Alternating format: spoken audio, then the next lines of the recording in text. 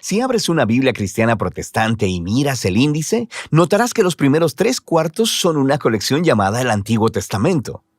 Si miras la lista de libros, verás que está formada por 39 obras más pequeñas que se agrupan en 4 secciones principales. Las primeras 5 son llamadas el Pentateuco, seguidas de los libros históricos, luego los libros poéticos y finalmente los libros de los profetas. Ahora, eso parece bastante simple, pero en realidad es mucho más complicado e interesante. Este orden de libros en un solo volumen llamado Antiguo Testamento es una tradición cristiana tardía que se desarrolló después de Jesús y los apóstoles. En la antigua tradición judía, estas obras estaban todas en rollos separados y se concebían como parte de una colección unificada en 3 partes llamada Tanakh. Es un acrónimo hebreo para Torá, que significa instrucción, Nevi'im, que significa profetas, y Ketuvim, que significa escritos. Ese Tanakh tiene los mismos libros que el Antiguo Testamento protestante, pero en un orden diferente. La Torá corresponde al Pentateuco, pero los profetas consisten de 4 libros históricos narrativos y luego 15 obras que reciben su nombre a partir de profetas específicos. Después siguen los escritos, una diversa colección de textos narrativos y poéticos. Ahora, este diseño en 3 partes es muy antiguo. Es referido en los textos judíos antiguos, como en los rollos del Mar Muerto, el libro de Sirásida e incluso Jesús de Nazaret lo mencionó. Y eso es porque esta forma en 3 partes está entretejida en los mismos rollos. Si pones atención, descubrirás que cada rollo ha sido coordinado mediante referencias cruzadas que unen cada obra a la colección en 3 partes. Entonces, ¿quién juntó todos estos rollos? Fue un proceso largo. Algunos de los contribuyentes famosos son nombrados como Moisés y David, pero la mayoría de los autores permanecen anónimos. En la Biblia son llamados simplemente escribas o profetas. Estos rollos tomaron forma a través de la historia de Israel, conforme las generaciones de escribas proféticos reunieron historias y poemas más tempranos y los integraron en composiciones más grandes, y eventualmente moldearon todo este material en una librería unificada de rollos, el Tanakh. Es claro, a partir de los textos en los Salmos y los Profetas, que estos escribas proféticos creían que el Espíritu de Dios los estaba guiando a lo largo de todo este proceso, que a través de estas palabras humanas Dios le habla a su pueblo. Esta es la razón por la que atesoraban estos textos, estudiándolos y componiendo una colección unificada. No sabemos cuándo exactamente fue terminado el proceso, pero fue en algún momento en los últimos siglos antes del tiempo de Jesús. Es su forma final. El Tanakh ofrece una interpretación profética de la historia de Israel que dice revelar los propósitos de Dios para rescatar a todo el mundo. Y aunque no podemos hacer justicia a la colección entera en solo un video, es útil que hagamos un repaso general de lo que tratan estos rollos. La Torá comienza con Dios creando y bendiciendo un gran terreno, nuestro muy buen mundo. Dios se lo confía a una criatura que refleja la imagen divina, un humano, o en hebreo, Adán. Dios comisiona a la humanidad para gobernar el mundo como reyes y reinas de la creación. Y la pregunta es si ellos confiarán en la sabiduría de Dios para discernir el bien y el mal, o tomarán autonomía y definirán el bien y el mal por ellos mismos. Pero hay otra criatura con los humanos, la misteriosa serpiente. En su rebelión contra su creador, engaña a los humanos para que se rebelen neciamente contra la generosidad de Dios. Como resultado, la humanidad es separada de su fuente divina de vida y exiliados del jardín de la bendición para morir en un peligroso desierto. A partir de ahí, la humanidad continúa esparciendo y redefiniendo el bien y el mal, y las cosas rápidamente se ponen mucho peor. Ellos construyen ciudades plagadas de violencia y opresión, lo que conduce a la fundación de una ciudad llamada Babilonia, donde las personas se exaltan a sí mismas como si fueran Dios. Y así se establece el conflicto básico de la trama de la Biblia entera. Dios quiere bendecir a su mundo y gobernarlo a través de los humanos, pero ahora los seres humanos son el problema. Están bajo la influencia de la maldad, son estúpidos y miopes y se dirigen a la autodestrucción. Y todo esto nos prepara para la solución de Dios. Necesitamos una nueva clase de humano. Así que Dios promete que vendrá un nuevo humano que no se rendirá delante de la serpiente. De hecho, la quebrantará y será quebrantado por ella.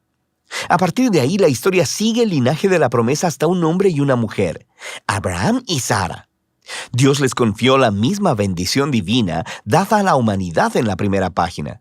Así que ellos dejan Babilonia para ir a una nueva tierra, similar al jardín que Dios le promete que le dará a su familia. Lo que sigue es la historia de la familia de Abraham. 3 generaciones, Abraham, Isaac y Jacob, seguidos de 12 hijos. Y nuestra esperanza es muy alta hasta que leemos su historia familiar muy disfuncional y destructiva.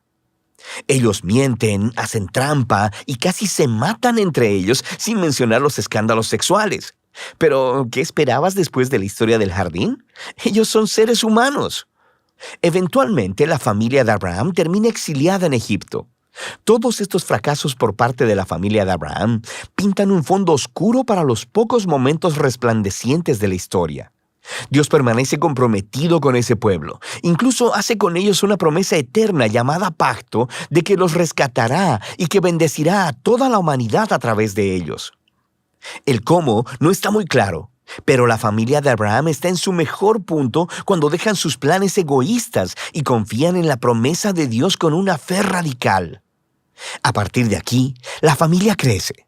Terminan esclavizados en Egipto y se nos presenta al otro personaje principal de la Torá, Moisés. Dios lo levanta para rescatar a los israelitas y llevarlos a una montaña en donde todos son invitados a entrar en una relación de pacto con Dios. Se les dan 613 términos para esta relación, una guía para convertirse en una nueva clase de humanos quienes representarán con fidelidad a Dios delante del mundo. Y Moisés es el mediador de todo este asunto, porque él es genial. Es el profeta definitivo que habla la palabra de Dios a Israel. Es un sacerdote que los representa delante de Dios e incluso es llamado rey, líder de Israel y libertador en tiempo de necesidad. Pero conforme continúa el viaje, los israelitas fallan estrepitosamente. Violan el pacto e incluso Moisés se rebela contra Dios. De hecho, la Torá termina con Moisés prediciendo que el fracaso de Israel continuará conforme regresan a la tierra prometida y que terminarán en el exilio una vez más.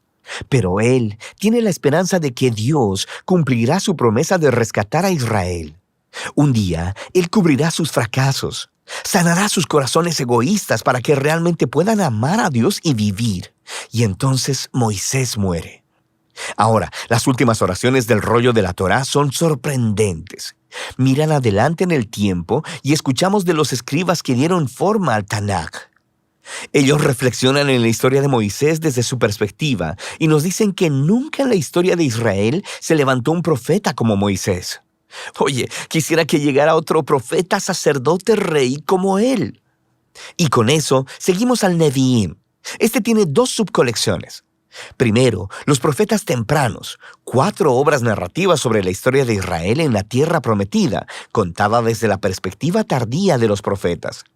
Las cosas empiezan muy bien con el liderazgo de Josué. Se nos dice que él es exitoso porque es justo como Moisés y medita en la escritura día y noche. Pero eventualmente, incluso Josué fracasa, empezando el largo y violento descenso de Israel a la autodestrucción, como Moisés y la historia del jardín anticiparon. Estas historias se enfocan principalmente en el fracaso de los reyes, profetas y sacerdotes de Israel. Cómo ellos mienten, hacen trampas, se matan unos a otros y adoran a ídolos. Es básicamente una repetición más larga y sangrienta de los fracasos de sus antepasados, pero hay algunos momentos resplandecientes. Dios reafirma su promesa de pacto de bendecir a la humanidad a través de un nuevo humano. Será un rey del linaje de David. Tienes algunas historias de personas como David y Salomón que tienen momentos como Abraham, cuando confían en Dios, pero nunca dura mucho. Y por supuesto, la familia de Abraham termina justo ahí donde empezó, conquistada y exiliada en Babilonia. Pero recuerda, toda esta historia está siendo contada desde la perspectiva posterior de los profetas, y ellos saben que el exilio no es el final. Así que diseñaron estas historias del pasado de Israel como indicadores a su esperanza futura. Cuando Dios rescate a su pueblo de Babilonia, enviará un nuevo rey que será como lo fueron Moisés, David y Salomón en su buena época. De hecho, de eso trata la segunda parte del Nevi'im, los profetas tardíos. Hay 3 obras largas y 12 obras cortas, conectadas con profetas específicos. Este diseño intencionalmente recuerda a los 3 más 12 ancestros de Génesis, cuyas historias de fracaso contienen las semillas de esperanza futura. Estos rollos proféticos están llenos de referencias cruzadas que enlazan a la narrativa de la Torá y los profetas y siguen desarrollando la historia. El trabajo de los profetas de Israel era ser como Moisés al acusar al antiguo Israel por su fracaso y corrupción y advertirles acerca del resultado inminente, el gran día del Señor que terminó con la derrota y el exilio en Babilonia. Pero los profetas también prometieron que Dios tenía el propósito de purificar a su pueblo y recrear un nuevo Israel, quien sería fiel como lo fue Abraham. Ellos vivirían en una nueva relación de pacto con Dios bajo la autoridad de un gobernante prometido que es descrito como un nuevo Moisés, pero llamado como David. Él será quien restaurará la bendición de Dios a todo el mundo. La conclusión del Nevi'im es justo como la Torá. Hay una nota de los escribas proféticos del Tanakh. Ellos reflexionan en la historia hasta ese punto y exhortan a los lectores a anticipar la llegada de un profeta como Moisés, a quien llaman Elías. Él anunciará la llegada del Dios de Israel para purificar y salvar a su pueblo.